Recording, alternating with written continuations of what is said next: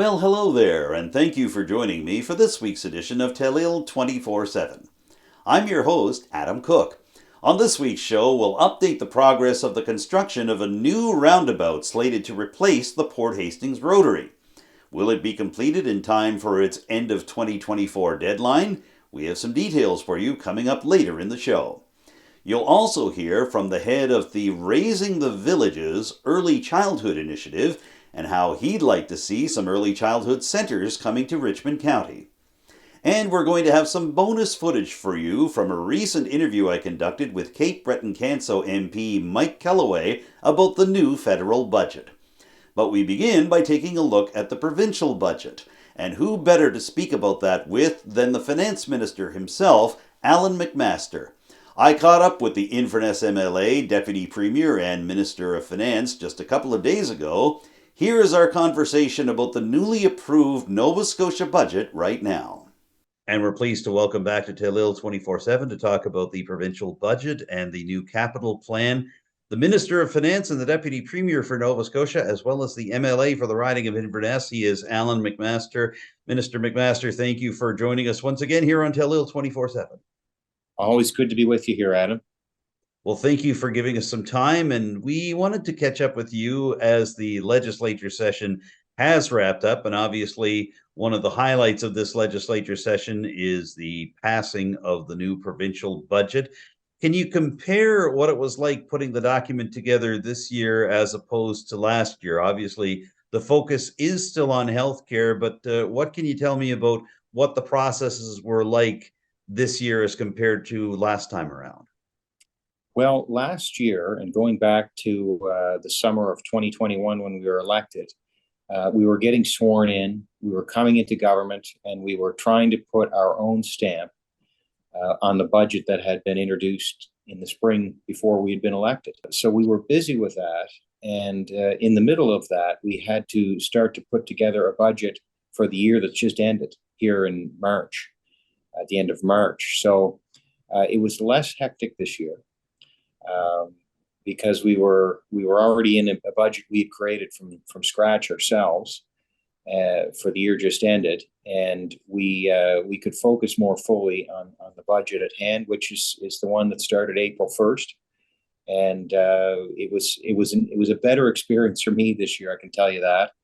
And I think we got a lot of things in the budget that I think people around home will appreciate.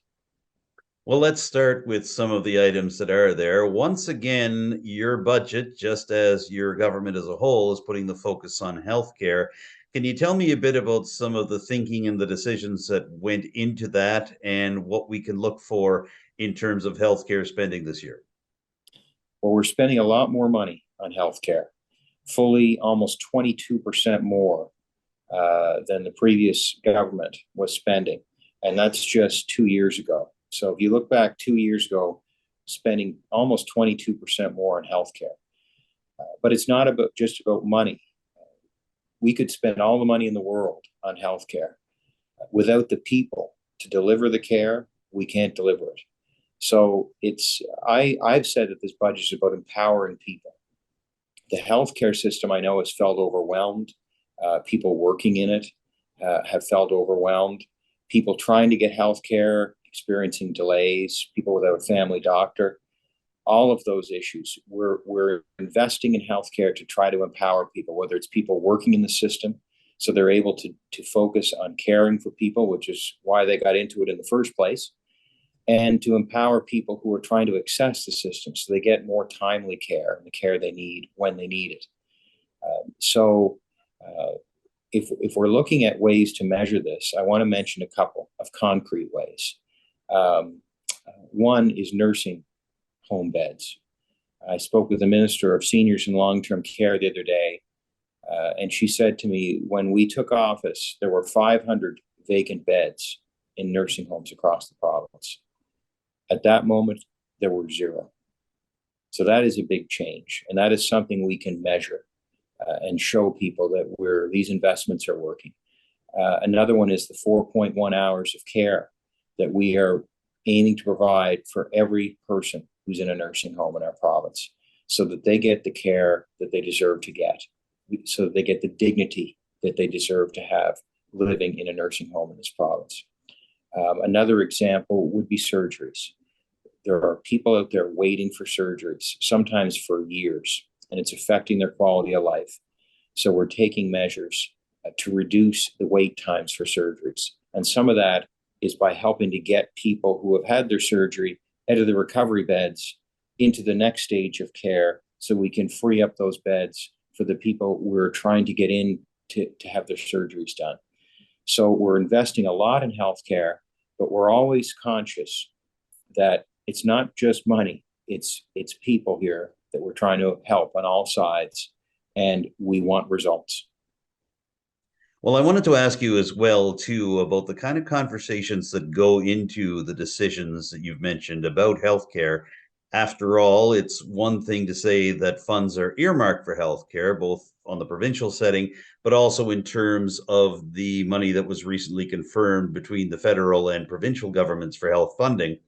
But at the same time, you're mentioning your conversations with other cabinet ministers, and I know obviously Michelle Thompson, the Minister of Health, involved in those conversations as well. Can you tell me a little bit about what the conversation is like right now with the various stakeholders within cabinet and surrounding the Nova Scotia Health Authority that help you make the decisions you make in terms of where healthcare funding is going? Sure. Right now in our province, there are three ministers responsible for health. We have Michelle Thompson over at Antigonish, who is the Minister of Health. We have Barbara Adams, who's responsible for seniors and long-term care. I think probably the best way to think about that is nursing homes would form a large part of that work, and home care. And then we have addictions and mental health, who is Brian Comer, who is from Cape Breton East. So those three ministers are focused on each of their areas. That was done because health is taking up over 45% of the budget now, and significant expenditure, significant number of decisions that need to be made. So by breaking it up amongst those three ministers, our hope is that they can each give their area focus and help to manage the investments we're making so they have impact as intended. We recently, you mentioned we did sign an agreement with the federal government for some new healthcare dollars, and that will certainly help. It's not a large amount. Of the $5 that we spend on healthcare, we get about one of those dollars from the federal government, and this would add about another 10 cents or so to that. So it's not a big boost, but we'll take anything we can get, and because we're investing significantly in healthcare, and we need it. And I don't think the system was really set up before we took government to handle it. The system felt overwhelmed. Ask anybody working in the system. But throw on top of that the fact that we've had just January to January, 38,000 more people enter our province to call Nova Scotia home. Our province is growing. So if our health system was not, did not have the capacity to look after us before today, we need to start not only making up for that, but we have to build it for the future because our province is growing. So we need to invest in it, and we need to make sure that it's operating efficiently, and it's big. So there's always improvements can be made, and we have to focus on that. So those ministers, I know they work in their areas, and as finance minister and as someone who sits on the Treasury board, we meet every week. We make spending decisions every week, and they're always coming in and basically pitching to us. We recommend you approve this direction and this investment because it will achieve, whatever the case may be, whether it's hours of care for a loved one in a nursing home, or whether it's to do something to free up hospital beds so we can clear the backlog of surgeries. Well, it's interesting to hear how the process goes, Allan. And I wanted to ask you as well, looking outside of healthcare, what would you describe as a couple of key spending and key financial decisions that were made for budget 2023-24, especially looking at things that could really impact how things go for not only your constituents and the people here, but for everyday people across the province. Any one or two areas you'd like to focus on? Well, I think about our provincial parks. They were something that people rediscovered during the pandemic. People didn't have a lot of other options, so they went Mm. outside to get fresh air, and a lot of people started using the provincial parks more. And we've multiplied the capital investment in parks this year 10 times. So that is a massive investment. And we think it's worth making because Nova Scotians value their provincial parks and they need work. I think of the one in Waikagama, the pavement there was part of the original highway, I think from the Mm. 1950s. So Mm. I think we got our money's worth out of that. Yes. And there are improvements there that need to be made so that the parks look the way they should look. We've got more people coming than ever to rent spaces in the parks. We don't want to be competing with the private sector. I know there's private campgrounds out there, but I know that people coming to the provincial parks are often a different client. They're coming typically for a night or two, and then they're moving on. So we're investing in parks, investing significantly in local roads. Since elected, we've more than tripled the local road maintenance budget. So think about ditching, brush cutting, patching roads with gravel or asphalt. Think about local paving. We've increased it 130%, 60 million more this year in this budget for local roads. Some of them haven't been paved in 40 or 50 years. They need work. The gravel road reconstruction program, we've nearly tripled it, an increase of 175%. And that takes a road right from scratch, brush cutting, ditching, graveling, basically building a new gravel road. Mm. And some of our roads, they're not longer gravel roads, they're mud roads. They need complete reconstruction.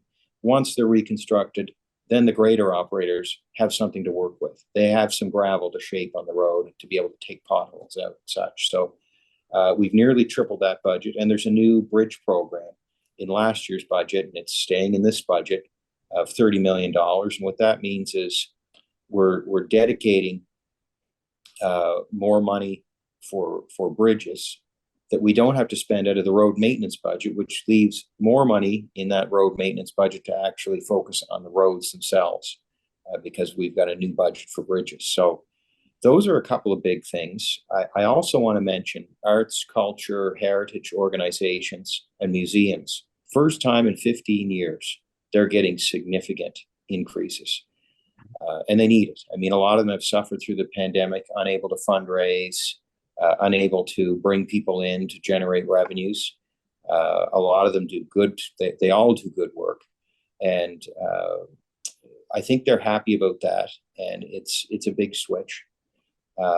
First time in 15 years. All of the healthcare investments, I won't go on, but people know what's going on at the Cape Breton Regional Hospital, the major redevelopment there. Also, the new medical school. How many times have we heard about people we know who we grew up with wanting to be doctors, can't get educated in their own home province, can't come back to their province to get their practicum, to get their experience, to get licensed, and they start putting roots down somewhere else, maybe in the United States, somewhere where they have been welcomed.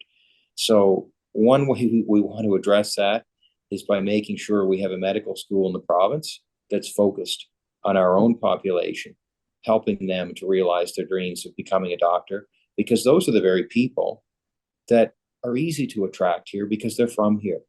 And we want people coming from all over the world here, but let's not forget about people at home who have the same dreams and who will always want to be here because it's part of who they are as they grew up. So it's just a natural connection, something that just makes a lot of common sense. That's why we made the investment in the Cape Breton Medical School. And so those are some of the things. We'll hear more from Finance Minister Allan MacMaster in just a few moments' time, including his thoughts on Nova Scotia's new capital spending plan and an update on the Port Hastings Roundabout project. But right now, let's take you to the Richmond Municipal Council chambers, where the head of an early childhood initiative called Raising the Villages gave an update to Council at its recent Committee of the Whole meeting. Jim Mustard, a former Inverness Municipal Councillor himself, had some updates on how Raising the Villages is going across Cape Breton Island and how he'd like to see some early childhood centres that are part of the initiative setting up shop in Richmond County. Here is Jim Mustard's presentation to Richmond Municipal Council's Committee of the Whole meeting of April the 10th. Maoyomi Mijiwajik translates to gathering for our children, and located here in Mi'kma'ki, the unceded territory of the Mi'kmaq people. And through Raising the Villages, Maoyomi Mijiwajik, where we weave back together our lives from our infants to our elders and from across all cultures to deepen our respect and understanding for each other here in Mi'kma'ki. Question in here, how many people came and grew up in kind of a large extended family or had elders in the home? How many people grew up here with an extended family and elders in the home? For sure. So you know that mothers always had others, right? There was always an expert. Or someone to sort of say, here, give me the baby, or do those things. So we just want to kind of, I talked about it before, let's reimagine what this might look like in this day and age where we're living now, where we no longer have that same large extended family. We no longer have, for the most part, our elders or our aunts and uncles living with us. So if it takes a village to raise a child, what does it take to raise a village? I left this video in here, and I'm just going to leave it with you so you have it on file, and you can just watch it. It's 4 minutes, but it talks about the Gaelicness. So it's done over in Mavu, where you'll see elders in the community and infants and young families, and they're really strengthening the language as well as strengthening the sort of social connections that young families really deserve. And I think it doesn't matter if we're trying to retain the Acadian culture and the language or the Gaelic culture or anything Mi'kmaq, we can really see that this might be a way forward that really strengthens both the sort of social connections, but the actual ability for us to learn from those early years. So why the early years?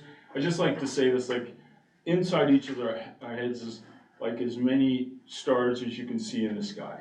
There's 100 billion, and they create 1 trillion connections by the time you're 3 years old, which is kind of mind-blowing. But it's just this kind of thing that helps propel us forward for the rest of our life, how well that's really wired up. So just always to remember that this is kind of a magical story, not a kind of, oh my gosh, I missed the opportunity, because there's plasticity throughout life. You can have a stroke, you can recover, there's lots of things that can happen, but this early years is really one of the most important times. And as I said before, almost all the milestones happen before the child care door opens at 16 or 18 months. So that we need to be reminded that really come prenatal, how that mother's doing socially connected, physically being, eating well, sleeping well, all those things happen inside her to the growing fetus. And then when it's born, that first 8-9 months before they start crawling is such a critical time that we now know scientifically actually forms so many of the neural connections for lifelong health. And I'm going to talk a little bit about mental health because I'm really focused on mental health as one of the determinants we're all looking for. How do we improve our mental health in our communities before it becomes too far gone? So as we know on this one from the Nobel economist, $1 in before that first year gives you $8 back. And then it's a decrease. So we know that as a CEO, CAO, this is where you want the investment period, right? In your communities, if you just want to sort of say this is the way we're going to change the dynamic in our community, this money in helps the governments understand that that's where you get the return. And then from a cost savings, this is the Center for Addiction and Mental Health numbers, but as I said, it's $51 billion a year that it costs us in society for adverse mental health. So the fallout of mental health in terms of lost productivity and reductions in health-related quality of life. So just for Richmond County, that would be 11.2 million a year lost. So if we turn that around and say, well, let's create 4 centers and they're 200,000 apiece, there's one here, there's one in St. Peter's, wherever they need to be, that's part of the community development plan. That's going to give you 800,000, you times that by 8, right? So it's 6.4 million, your investment is going to be 6.4 million every year, and you're saving 11 million every year. So this is why we can talk to Trevor Boudreau, we can talk to our MLAs and say, let's just talk about this. And let's just try this in Eastern Nova Scotia, because we've got leadership here and we've got people here that care about the quality of their communities. And we can be one of the places where you test this out. And I did talk to Trevor at the Shannon studio when they're announcing the community health grants, and he said, we need to sit down and talk. So between Keith Bain, Brian Comer, Trevor Bluedor, we got people that care deeply and have been invested in these communities for a long time, so it's how we just create an easy way for them to step in. So Trevor does want to talk about this. And so this, once again, just talking about a coordinated hub, what that might look like. Where do we start? We start prenatal. We just start with that support. That might be a drop-in. So I'm going to show you a slide in a little bit that's starting to happen now in Bedeck, that the prenatal is back in person. But then it's just seamless. And all our early intervention and all our speech and language lactation consultants come in because they're out there.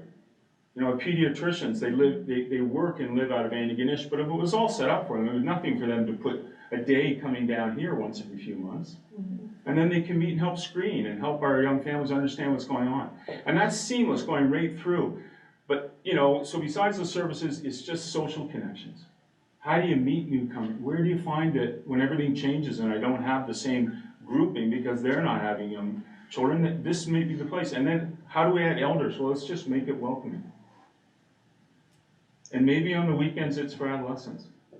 And maybe on Thursday nights, pre-adolescents. And we don't have to have everything separated. But we create that one-stop shop again. And so here's the dream, just taking this region of Cape Breton, Unama'ki. This is the rural area. I'm not trying to separate CBRM out of the picture, but we have a unique need and opportunity right now. We have a need to have more services come to us, whether you're up in Bay St. Lawrence or over here in Ile-Madame, and we have an opportunity to really kind of show how it can be done, because it's not that every community is ready to go with this, but if we have the conversations with what's going on in St. Peter's with their new hub, you know, with Claire Rankin, and we just have these conversations, maybe there's a way to kind of keep building that sort of ability, and then we make sure the money's in place. So this isn't a download on communities, this is an upload with the capacity to help support this. So, okay, why am I going? Okay. So here's the two things that are happening up in bold, which is in, when you drive through Bedeck, I mentioned it before, the Kidston Landing, which was the tourist center, has been bought by the community to make into a hub. And now they have public health for the first time. They're calling it piloting. Well, when I was having children, and we were talking about it 2 years ago, public health did hold the prenatal, and it was held in the hospital. Now they're holding it in the community center, and they're inviting elders and everyone else in so it can create a community around the prenatal. And they're not just talking about having a baby, but what's it like for you? What other supports do you need? So, and the dream of this, of the person who's doing it, Stephanie McNeil, is that this continues right on, even after birth. So really trying to create what we're talking about and piloting it. And she's got the okay from public health to do this. And then up in Bay St. Lawrence, they've been really successful on creating a room there. And now they've brought up dental. Hygienist is going to go up, travel from Sydney all the way up there, and hearing and speech. So they're creating a hub that people can come to, and the services are starting to come there.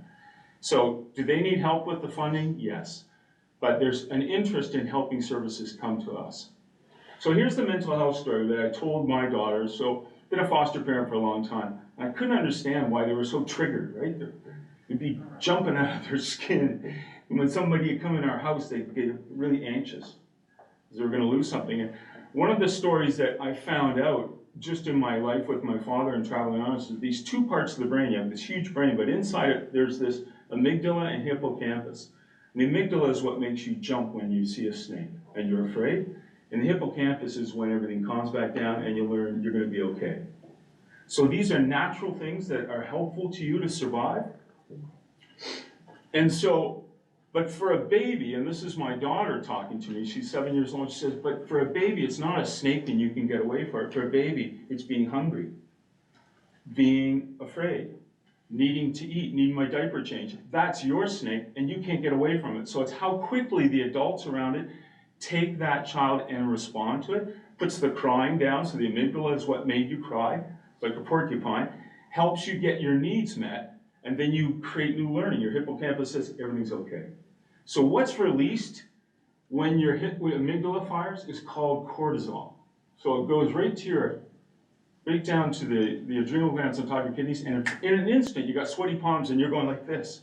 So when I thought about the young people that came in our lives that were in foster care, they were like that a lot more because the switch was broken. Because the lack of ability for that mother to have support around her. Not a blame on the mother or the family. It's just a lack of support that created a switch that was more broken than not, Versus if you grew up with an intergenerational family, like I said, you're gonna get through this. So overproduction of cortisol during that first 9 months shows up as ADHD, violence, depression, diabetes, malnutrition, cardiovascular disease, memory, immune system, drug and alcohol addiction. So we have a Department of Mental Health and Addictions in this province now. It's time for them to become aware that we can be doing more upstream. It doesn't mean you don't fall down in your life, but we'll create a more resilient path for our population by creating these intergenerational hubs. So that's just a little story about mental health way upstream. We know there's about 30% of children vulnerable when they enter school. That's a way to kind of use that marker to lower it down. And we know it's not just low income, it's the middle income. Now I'm going to talk about the early development instrument. And I know you've had people talking here about it, right? Yeah.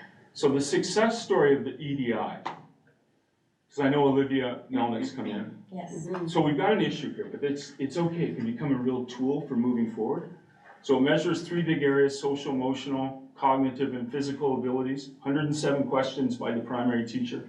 So there's this one area in BC. In the late 1990s, Clyde Hertzman, who was an epidemiologist, went and spoke to the community and just had a community meeting like as if we're in the hall here. And one of the people in the meeting was the superintendent of schools. And she said, what? Like 1 in 3 children are vulnerable in this community, and we can do something about it. So she took the lead on this, and very soon after she started, she got it down as a team to below 10%. What's more important, for our rural areas where we're losing population, the population of babies went from 40 to over 100 in 14 years because it was more welcoming and connected. So each year, you're looking at 12%, 7%, 10%, 11%, 9% under 5 waves, 6 waves of the EDI. Provincial average stayed at 32%. And they did it because they connected the community. They connected it. And I know it's different because we're not a Revelstoke here, we get a St. Peter's here, we get Ayrshire, but we can imagine that we can connect the dots for our community and create a hub in each community that really starts to make everything flow right from the beginning of life. So, takeaways, why don't we expand that focus, include the early years, focus on the early development instrument as a planning tool, not just a kind of, oh my gosh, we're in trouble thing. And then we can create those multiple layers of services, programs, and support for families. And do it as a region. Like our families don't see the boundaries between Inverness County or Port Hawkesbury or here. If we could have these centers everywhere. Now, the Raising the Villages has worked with ASI on the policy brief I talked to you about. That's going to all the premiers. It talks about these models as where pilots need to become. We're partners support with the Richmond County Collaborative Network. We held a workshop December 4th in Port Hawkesbury. It included a number of people from Richmond County. We're really celebrating the idea that this can happen. There's another one on food security next week that we're part of Raising the Villages. Once again, if we have a hub, it's really easy to do more of this stuff, and we are seeing more of these hub models, but let's just extend it to this. And we're gonna have an infographic going. I wanna expand the network. Really, that's the game right now. And I really hear in the way that I think through, you already have the Richmond County Coalition, and Shannon, so we've met with them and we're part of that. So once again, maybe we can move that network and include Inverness County. I'm not trying to change anything, but if we had one that was maybe just focused on the early years periodically, and we could really start to get the attention of our MLAs like Trevor, who would be a real supporter of this. And he said, you know, he's willing to do this. And we have an opportunity in Cape Breton to be one of the models like the pre-primary was, if you remember in 2006, 7, 8, when Rodney was the premier. Yeah. And they just piloted in 20 communities. Right. Then they pulled back and then they came in universally. And I think we need to do this safely so that provinces don't get freaked out. But also that we try some investment outside of more doctors and more healthcare workers, which I think are important. We could also do a piece of this. Yeah, certainly the EDI has been a topic of conversation around this table more than once, and I think generally we've tried to express our support as a council for these, you know, for the early years and specifically around literacy for sure, right? So, yeah, no, this is great information. I'm glad to hear that you're having those conversations with the folks in St. Peter's about the new hub that they're proposing there as well, so. Yeah, and just connecting the dots, and I think we'll go further this year in hosting some community conversations, maybe like in St. Peter's or wherever there's an interest. And once again, we're just hosting the conversation of what's going on, what we would like to see more of. And I think this intergenerational idea of a space that really does support us and is funded with the province, because we already have tons of spaces, it's just how we organize them. And this way we can just say, let's go for 5 years. We don't have to overburden anyone, but I think each one of our communities deserves an opportunity to take a chance on this. So look, thank you very much. Once again, thank you for your support. And this is a long road back to community sometimes, that we lost it without really noticing how much we lost. So I'm really appreciative of Richmond County's always been one of my favorite places to come and assist commenting. Besides it being beautiful, I think we share some values on this island, and very strong values about a sense of place and I think you're right.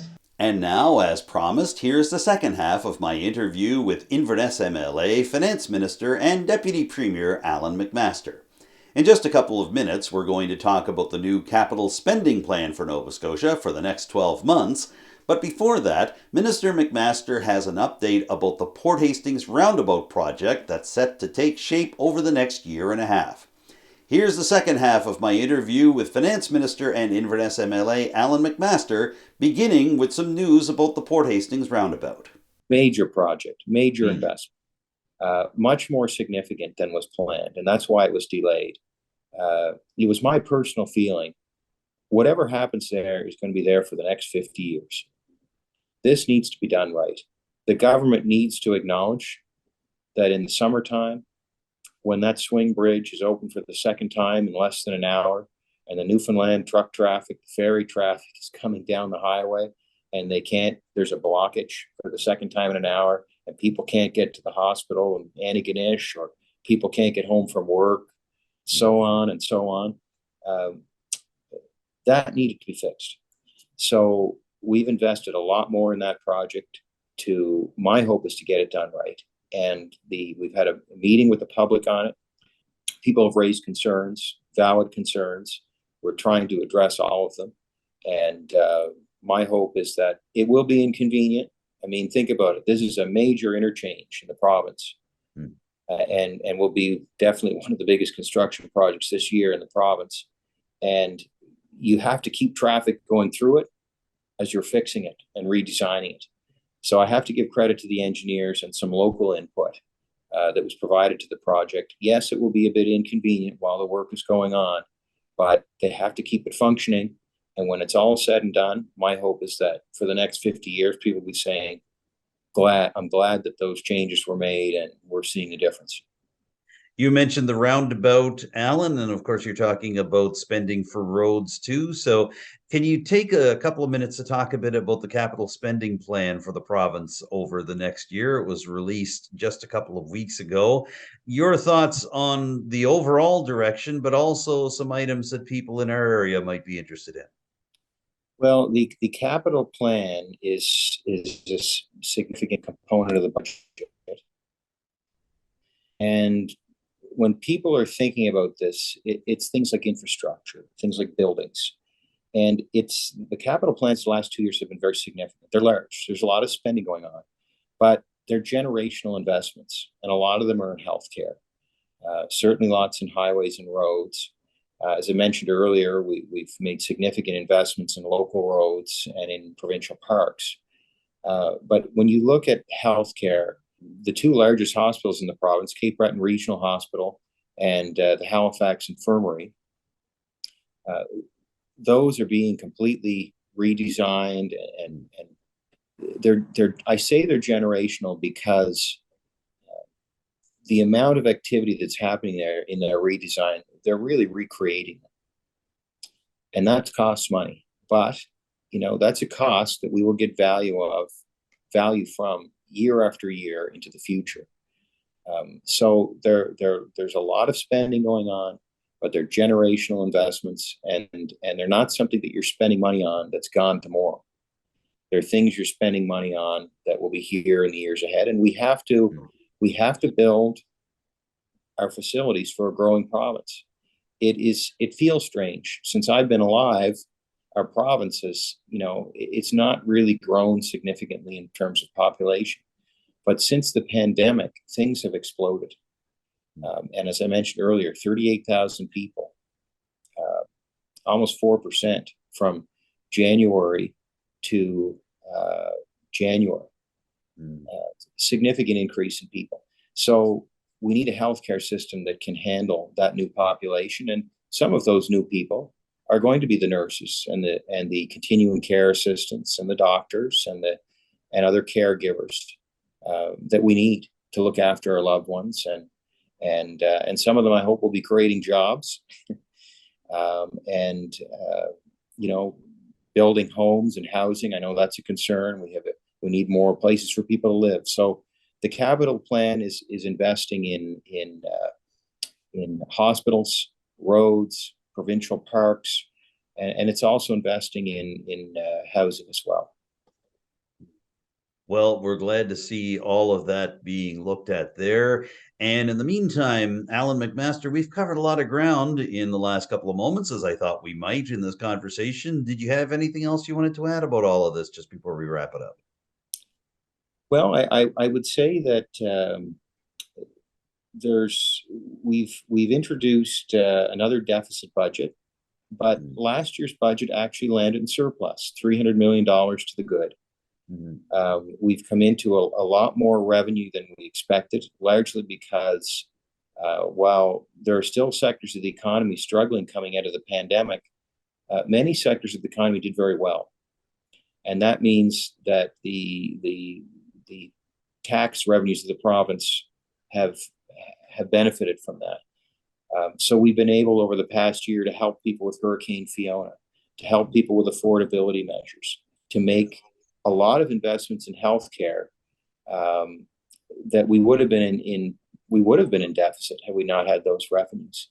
But we had them, so we're in much better financial position, and we've been able to make those healthcare investments and investments in housing.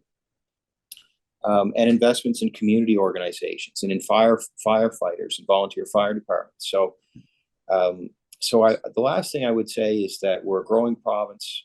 Our tax revenues are higher now, and we're able to make these investments. We may have a deficit this year. That's what we tabled. If the economy does, as well or better than expected, it's possible we could end up with a balanced budget again. So at the end of the day, I know there are people out there saying we're doing a lot of spending, but I do believe it's sustainable, and it's something we're watching. And as finance minister, I'm always going to be concerned about that. Well, we know you wear many hats within your work with the provincial cabinet and the provincial government, and we appreciate you taking some time to outline all of this for us. Allan MacMaster, thank you for joining us once again here on Telile 24/7 today. Take care, Adam, and look forward to our next visit together. Yes, very much so. Allan MacMaster is the MLA for Inverness. He also serves as Nova Scotia's Deputy Premier and Finance Minister. We've been speaking to him today from his office via Zoom. Stay tuned for more of Telile 24/7 in just a moment. If you've been watching our sister program here on Telile Community Television, Roundtable, you might have seen an interview that I carried out with Cape Breton-Canso Member of Parliament Mike Kelloway about the new federal budget that was introduced by Finance Minister Chrystia Freeland just a couple of weeks ago. Well, we couldn't fit all of our footage from that interview into that episode of Roundtable, so we're pleased to present an extended interview with some bonus footage from my chat with MP Mike Kelloway. And now joining us from his constituency office in Sydney River, we are pleased to welcome back to Telile Community Television the Member of Parliament for Cape Breton-Canso. He is, of course, Mike Kelloway. Mike, thank you for joining me today. Adam, thanks for having me as always. Well, it's good to have you. And of course, we wanted to have you because we are just a little bit of time removed from the introduction of the latest federal budget, Finance Minister Chrystia Freeland's document for 2023-24.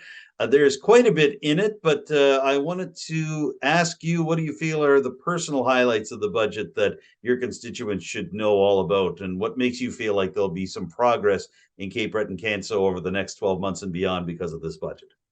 Well, it's a great question. And I look at this budget from multiple pillars, right? Multiple themes. One's around affordability, one is around healthcare, one is around the green economy and investing in green industry. And of course, then there's the middle class and middle class jobs. When I look at this budget, if you just looked at the health component of this budget alone, if it was just the health piece in the budget, that would be a significant budget. But we've added so many more elements onto affordability and doing this within a fiscal framework that recognizes that the debt and deficit have to come down. But I will look to one particular item, healthcare. So if you look at the number one issue, when I ran in 2019 federally, and I know this is provincially too, it was healthcare. In 2021, it's healthcare. The number one issue among those in my riding, it's healthcare. So in this budget, what we've seen is transformational funding that will go to the province of Nova Scotia. So if you look at it over, I think it's around close to $200 billion over the next 10 years will be spent on healthcare. $5 billion over the next 10 years in Nova Scotia alone, on top of the funding it already gets. So what is that going to do? That's going to enable the province, which is responsible for healthcare and the administration of healthcare, to look at things like doctor retention, doctor recruitment, look at PCW salaries, look at rural models of healthcare, looking at funding more health practitioners and physician assistants. So it is a significant infusion of money over the next 10 years that will be going to the province of Nova Scotia. So that's number one. Number two is the dental care initiative. So with this extension of last year we started the dental care program. With this second phase, we're looking at 9 million people. 9 million people that are going to receive dental care. And I fundamentally believe that we're coming close, and it's going to happen, I think, that we're going to have a very, very serious discussion because there are multiple parties that are focusing on how their approach would, manifest in terms of healthcare. We have those that believe that we need to invest in public health care, that you should receive health care not because of your credit card, but because of your health card. And then there is a camp that believes that we need to infuse a lot of private health care into the system. And I think this is a debate that's going to be local, regional, and national in scope. For me, this is a significant move forward. The federal government making this investment into Nova Scotia healthcare. Fundamentally, the leaders on healthcare are the province. But what I want to say here, I think it's important to recognize that we've had strong leadership on healthcare in terms of understanding that we're in a crisis. No, it's not a healthcare challenge. It's a healthcare crisis. And we all have stories that we could populate this discussion alone on. But I want to give a special shout out to Prime Minister Trudeau and Minister Freeland, Minister LeBlanc, and Minister Duclos. But I also want to give a special shout out to Premier Houston and people like Trevor Boudreau and Minister Thompson, the health minister, who have really stepped up to the plate to say we have a significant problem. We all believe in healthcare. We all believe in public healthcare. We need to invest, and we need to invest now. So the budget needs to pass for those monies to be actualized in Nova Scotia on the ground, investing in rural healthcare. So you have the government of Canada that's supporting it. It looks like the NDP will support it, which is great. Unfortunately, we have the Conservatives who are voting against healthcare, voting against the infusion of healthcare. That's their choice, and that's their ideology. But I think at the end of the day, Canadians want us to spend money and make strategic investments in healthcare. Now, you brought up that the NDP is going to be supporting this particular budget, and obviously a big reason that the party was willing to enter into an agreement with the government to support it in a minority situation was the arrival of a new national dental program. Now that that's come through, do you get the sense that the party will be supporting your Liberal government through the foreseeable future? They talked about 2025 as the deadline for that. Do you think this dental plan helps solidify that support and allows your government to continue to run the affairs of Canada for the next 2 years? Well, I think it helps, for sure. When you're in a minority government, anything can happen. We've seen throughout history in Western democracies how sometimes a mistake by a particular party or a whip in government if a whip doesn't count the votes, there could be an election. But let me say this: the agreement, the supply agreement, is one that's important for Canadians. Now, we believe as a government that there is much more work to be done in the coming months, in the coming years. So we're looking at coming out of certainly coming out of inflation. We're seeing the inflation rates drop a little bit, but the price of food's, still high. And so we need a government, in my opinion, and I think the NDP understands this, that is not going to look to austerity to get us out of the inflationary measures that were brought by COVID and by the war in Ukraine. That we can invest in Canadians while at the same time, diminish the debt and deficit. Now, that's my belief. My belief is that we have a lot of commonalities between us and the NDP. Now, there's a lot of differences too. We have an eye to investing in Canadians while also being fiscally responsible, and that's what we're going to continue to do. And dental care is a shared goal. It's a shared goal of both parties, but it's a goal for Canadians. And Canadians want to see government work. And I don't buy the messaging from people that say, well, the NDP and the Liberals are working together, and isn't that a shame? No, Canadians expect people in government, people in opposition to work together, and especially in a minority government. And when we're doing that, good things happen for Canadians. Case in point, we're looking at a transformational budget that focuses on health for Nova Scotians, number one. Number two, dental care for Nova Scotians. Number three, a grocery rebate for Nova Scotians, for example.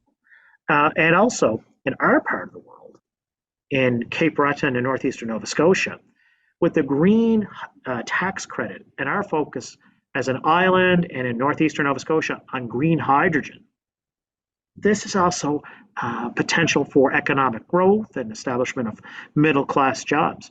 So you can walk and chew gum, as they say, at the same time, and that's what we're doing as a government. We want to do more, and my hope is that the NDP will hear Canadians and hear that we need to focus on investing in Canadians and making strategic and smart investments.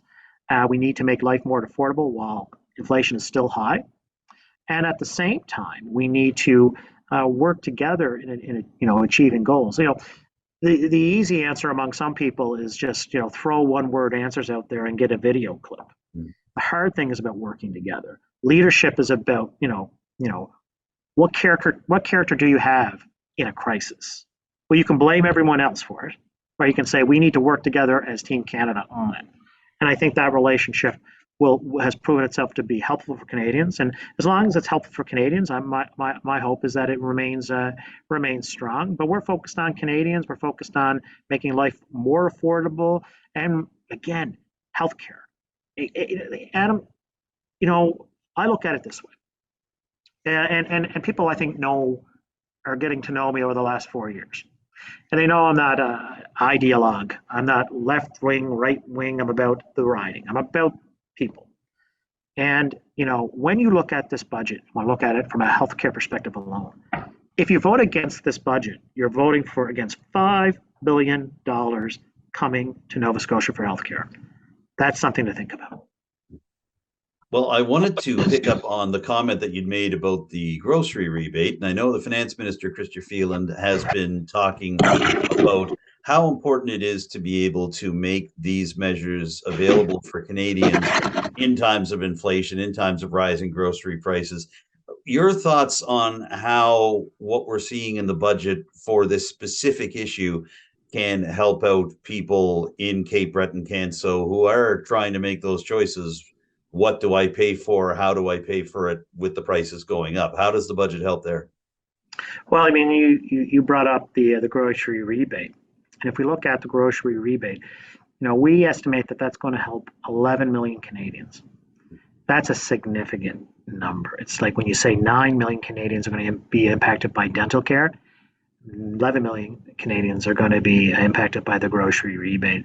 And the reality is that you go to any grocery store in any area in the riding, in the region, in Canada, it's almost prohibitive, if not actually prohibitive, for people to eat healthy. And people cannot and should not, and we should never accept that people have to make a decision between eating and keeping the lights on. That's not who we are. We are what we saw in COVID. We came together. We helped each other, neighbor to neighbor, stranger to friend, friend to stranger, stranger to stranger. This investment alone is helping people, with cold hard cash to be able to just stretch a little bit further their dollar to enable the individuals. So if you're a senior, you're an individual senior, you're going to be eligible here. If you're a family of 4, you're going to be able to actualize this money and see it in your pocketbook or in your wallet and be able to help your family. We're about helping people, and the basic human right of being able to afford quality meals, even during a time of worldwide inflation. The minister recognized that, and I'm very proud of the grocery rebate. I know what I'm also proud of. I'm proud that the actual word grocery rebate is in the terminology, so people can identify what it's for, and people can use it for the appropriate reasons to go out and buy items to sustain themselves. And so, that is another great example of I think a government that has listened, while at the same time making sure that we follow a fiscal kind of framework that is robust and strong, that does reduce the debt and deficit. But again, my approach, and I firmly believe this, is that if you want to cut costs, you do not follow the plan of austerity, massive layoffs, cutting this, cutting that. What you need to do is be more effective, more strategic, and focus on the people that need it the most. And that's what this grocery rebate does. One last question on the budget for you, Mike, and that is on a point that you made earlier about the green tax credit that is available in this new budget, should it pass. And you also brought up green hydrogen and green ammonia development. That is certainly something that is happening chock-a-block here in the Strait area. So your thoughts on the timing of this green tax credit and the idea that it is available at a time when renewable energy is starting to take center stage in your riding and especially in the Strait? Well, you named it. I mean, you said the Strait area. And for me, one of the potential hubs for green hydrogen for domestic use in terms of renewable energy, but also for exporting renewable energy to the world, is in the Strait area, is in the Quad counties, is in Guysborough County, parts of Antigonish, Richmond, Inverness, and the CBRM too, for that matter, can benefit from a lot of what I'm seeing and a lot that I'm involved with different companies that are really focused and tangible companies on green hydrogen. And it's not just one company, it's multiple companies that have a lot of street credentials, a lot of business credentials. So in our budget, we have, we want to make sure that we follow the green way, as it were, in terms of focusing on investing in renewables. So what we did, and it's my hats off to people like Seamus O'Regan and Minister O'Regan and Minister Wilkinson and Minister Guilbeault. They worked with industry and people that are in the unions to focus on a tax credit that is going to benefit companies to set up shop, that focuses on set-asides, that entices hiring people locally around green hydrogen, and for that matter, offshore and inshore wind. So that's a tax credit that will be available for companies in our neck of the woods. And let me say this. We have, I think, and I think evidence will prove this to be the case in the coming year, we have a substantial potential to play a significant role in changing the narrative in economic development in Cape Breton and northeastern Nova Scotia with green hydrogen. It's not going to happen in day 1 or day 5. It's going to take some time. That said, companies around the world are looking to Cape Breton and northeastern Nova Scotia with respect to the potential for green hydrogen. And so we have a need locally, regionally, nationally. We also have a geopolitical need in terms of the need to get off fossil fuels, to get on to renewable energy that is affordable, accessible, and I think the budget speaks to that. And I would be lying to you, Adam, and to the viewers if I say when I was reading the budget, as everyone was reading it for the first time, and I was looking for certain things. I knew healthcare was in there because we announced that previously. Dental care, great. Affordability, we saw measures in there that are addressing that.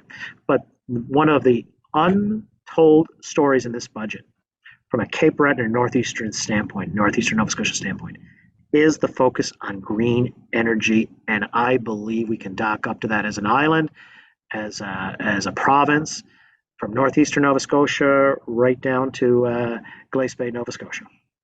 That is all I had officially for you. Did you have anything else that you want to add about any of this just before we wrap up?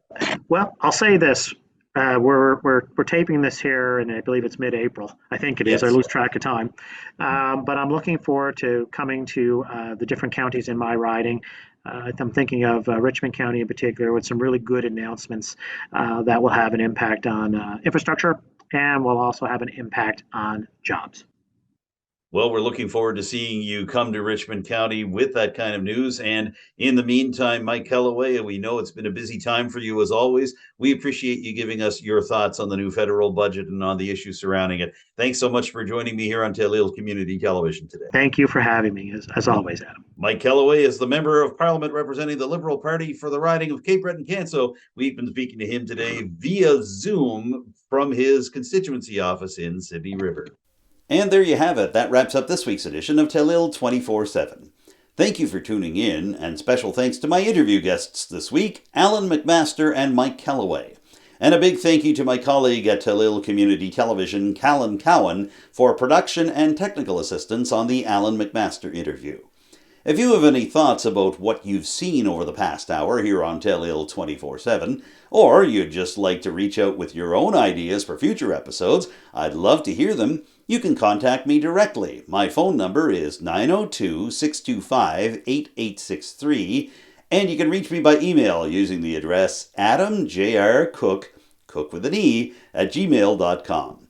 You can also contact Telile Community Television directly with your ideas and your comments. The station phone number in Arichat is 902-226-1928, and the best email address to use is telile@telile.tv. Don't forget you can follow Telile on social media. We're on Facebook, Twitter, Instagram, TikTok, and YouTube, and our YouTube channel features every single episode of Telile 24/7, including this one, as well as individual segments and interviews from our shows, plus every episode of our sister program, Roundtable. For now, I'm Adam Cook. Thank you once again for joining me right here on Telile 24/7. I look forward to seeing you again next week with a brand new show. Bye for now.